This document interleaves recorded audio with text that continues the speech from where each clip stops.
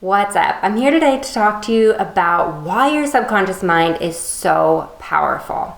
By the end of this video, you're going to have a bigger picture perspective on exactly the little everyday things that you go through that trigger hidden subconscious fears or beliefs and what you can do about it. So stay till the very end.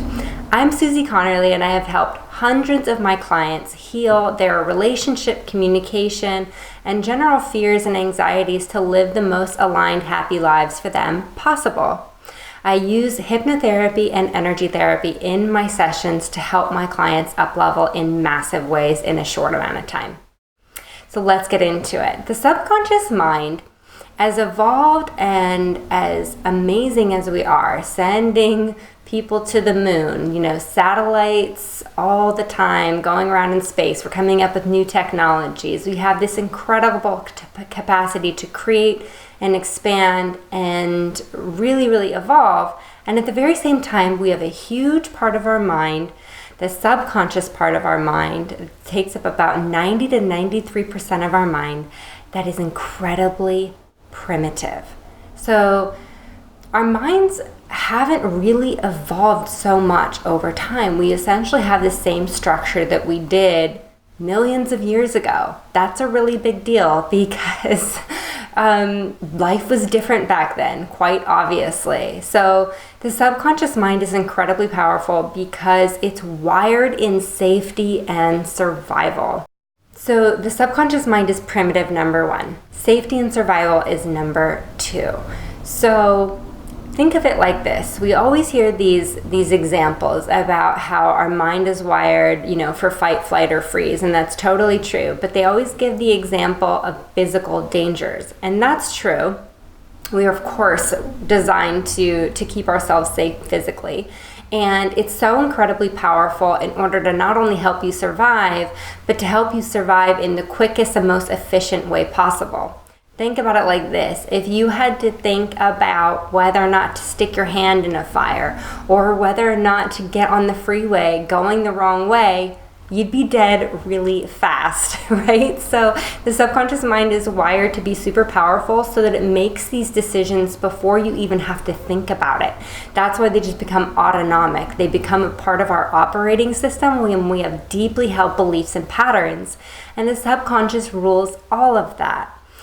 In addition to that, we are also wired for tribal living. We're wired to keep within the same family units and to get along with those people. When our subconscious minds were wired was when we were living essentially with the same people throughout our entire lives. So we'd be born into a family unit, our immediate family, and then there'd be the wider family, our extended family, other people in our tribe or in our community. And we had to get along with those people to survive. It's really intense, but we're wired the same way. We're wired just to fit in and get along in that tribal community.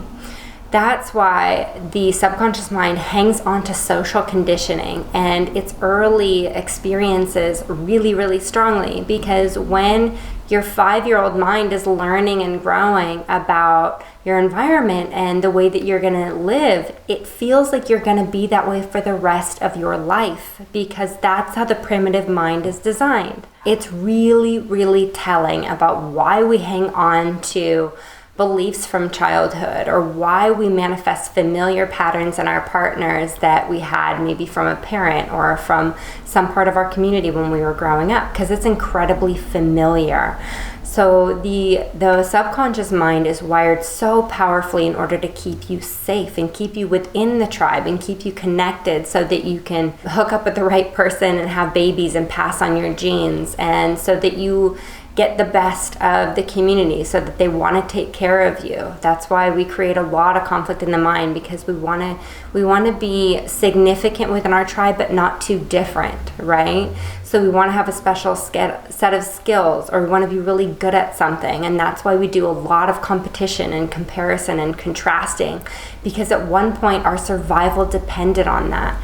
That's why people can be on social media and can all of a sudden feel bad about themselves and they don't know why. It's because you're comparing someone else's life to yours at a subconscious level and thinking that you're not wired for survival enough, or that you're not the best, or that you're not going to get what you want because this other person already clearly is so good at it. So how would there be any room for you? You know, we're wired at this very small level, and we live at this expansive cross-cultural environment, and it's really, really intense for this fear-based part of our mind that gets triggered a lot.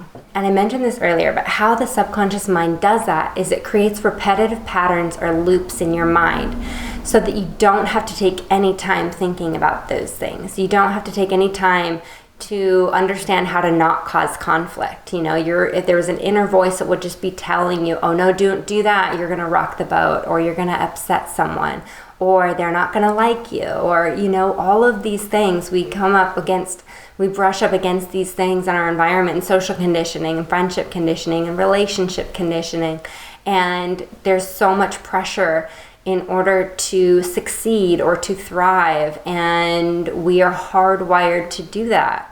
So what you can do about it is, next time you come up against something like this that's going on in your life, and something is upsetting you, or you're feeling afraid and you don't know why, or you're feeling unhappy, you can start to unwind all of those things simply by looking at something that might be deeper underneath that. You know, why did that person's accomplishment upset you? Or why do you feel like you need to have every single body type, you know, out there? You need to feel pressure to be thin and curvy and this and that. You know, why? Why is that? Do you think that that's going to guarantee you a better chance at life, a better job, a better partner? And what do you think that better partner is going to get you, you know, that you don't already have?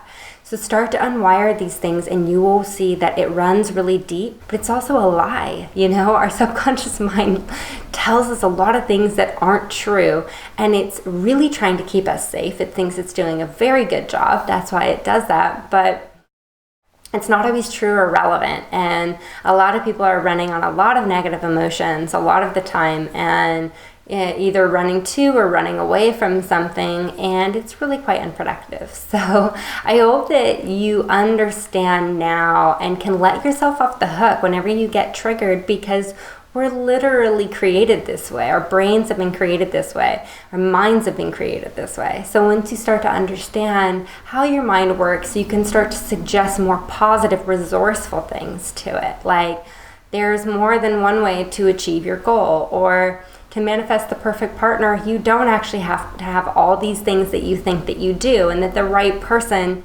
isn't going to care, you know? So I hope that this has been helpful to you. And if you have any questions about why the subconscious mind is powerful, or why it does what it does, or any beliefs or patterns, leave them in the cues below. I would love to answer these questions for you. Until next time, sending you so much love.